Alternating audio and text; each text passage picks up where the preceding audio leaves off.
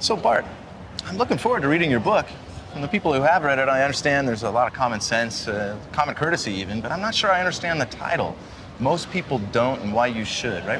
What's that all about?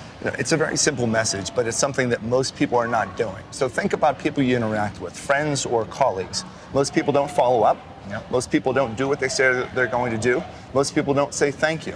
So if you or anyone else can do what other people are not doing, it's going to differentiate you and make you a better person and have better relationships.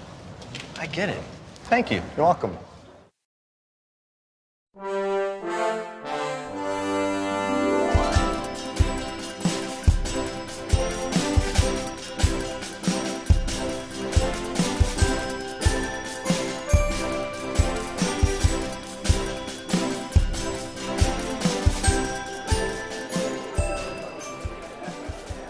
Thanks for joining us. I'm speaking with Bart Berkey, author and luxury hotelier. Bart, welcome. Thank you, Bill. And also, I should say, author of a just published book. What's the title? The title is Most People Don't and Why You Should. Fascinating. We got to learn more about that, which leads me to the question, what prompted you to write a book? I think growing up in the industry, the meetings and hospitality industry, I didn't really ever have a mentor per se. So I would talk to different people about getting different ideas, but not at one point did I have someone that would give me advice all the way through my career. In thinking about it, I thought, wouldn't it be nice if I would then be able to share, if you've ever heard the line, if I knew then what I now know. I could be able to help others by sharing real life stories to be able to help people kind of circumnavigate maybe some of the obstacles that I was challenged with and be able to experience some success and some happiness in our industry rather quickly without having to go through all the hurdles. I mean, you've spent a lot of time in the company of or calling on event and meeting planners.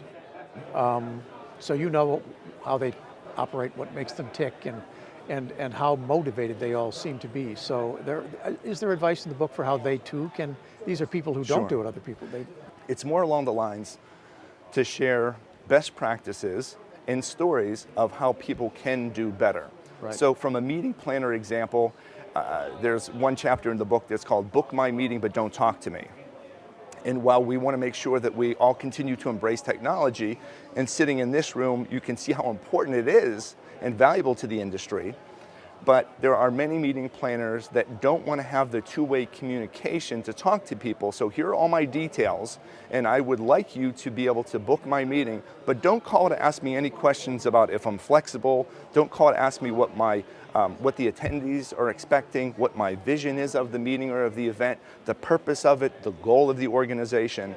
And I think sometimes because we are so transactionally driven, because we're also very, very busy, we probably need to stop and say, is there a better way for me to communicate what my needs are? Or could I set up office hours even to be able to answer some questions? Or could I come up with a frequently asked question sheet to send out? So people are allowed to have that two-way dialogue. And while I respect that people are working different hours in different continents, I do believe, especially from a sales perspective, you want to be able to have that dialogue. You want to sense the tonality, and you want to have the face-to-face. So we need to use technology to become more efficient to build stronger relationships, not to build barriers. And the question I would have for you as we kind of wrap up is, how do you make those changes lasting? Because I could see answering those questions and say, like all New Year's resolutions, you know, I want to get fit and. Right. I think the easiest way, and on my website, bartberkey.net, there are different forms that individuals can download. The easiest way that I can explain this is children at a very young age are taught 3 numbers on a phone to dial if they need help, and that's 911. Most people don't. The acronym is MPD. And that's all that's the major takeaway, because our lives are so busy with so many different details. I simply ask people to remember the acronym MPD. Most people don't. And when you think about most people don't, what can you do that others are not doing? In your mind, it's going to stay. I've had readers that have looked at, there's a gentleman who owns a juice bar in India, and he sent me a note and he said, every single week I read your stories to my staff, because we want to make sure that we are the best juice bar in India. So we're going to do what other people are not doing. And the last thing I'd like to say is that One book review critic actually read the book and said that it's a perfect blend between a Seinfeld episode and the book Who Moved My Cheese? So it's simplistic in a way that people can understand it. There's different chapters such as leadership lessons learned on a racetrack, I'm allergic to gorillas, my dog's feet smell like Fritos, and it's might sound like very unique titles, but there are life lessons in there. And each chapter ends with a most people don't. And if you do what most people are not doing, you're going to feel better, you're going to have better relationships, you have better opportunities for jobs, and I think it'll make the world a better place. Fantastic, fantastic. Bart, thank you. Thank you, Bill. Appreciate We've it. been speaking with Bart Berkey, author and luxury hotelier.